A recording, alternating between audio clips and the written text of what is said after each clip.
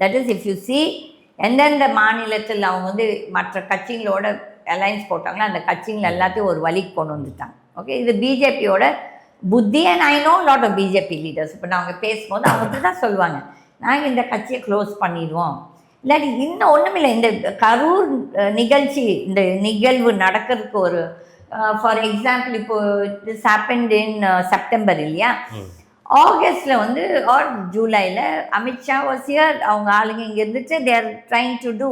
அப்போ அவங்க செஞ்ச கமெண்ட் என்னென்னா, விஜய் கட்சியில் வந்து பணம் கொடுத்தனா அவங்க எவெல்லாம் ஜெயிச்சாலும் நாங்கள் விலைக்கு வாங்கணும், வேறு ஒன்றும் பண்ணணும் தேவையில்லை. ஆனால் கடவுளாக பார்த்து அவங்களுக்கு இந்த ஒரு தப்பு, இந்த பணமரத்துக்கு கீழே உட்காரும் போது விழுந்த மாதிரி நிகழ்வு நடந்திருக்குது. எது? கரூர்.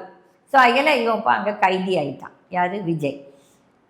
இந்த எடப்பாடியை பொறுத்த வரையிலும் எடப்பாடி வந்து கட்சி மட்டும் நம்ப முடியாது. அந்த ஆள் பிஜேபியோட இருப்பாரா இருக்க மாட்டார். ஏன்னா இப்போ வேணால் இருக்கலாம், பிகாஸ் தாவாக்கா வருது, அவங்களுக்கு ஒரு பெரிய பில்டப் பண்ணிகிட்ருக்காங்க. இதால் இவங்க ஜெயிக்க போகிறாங்கன்னு நினச்சாங்கன்னா இதை விட முட்டாள்தனம் வேறு எதுவுமே கிடையாது. ஏன்னா மக்களோட இது லாஸ்ட் மினிட் மட்டும் இந்த அலையன்சஸ் எதுவுமே, இங்கே இருக்க அலையன்ஸ் இங்கே இருக்குமா இருக்காதான் நம்மளுக்கு தெரியாது.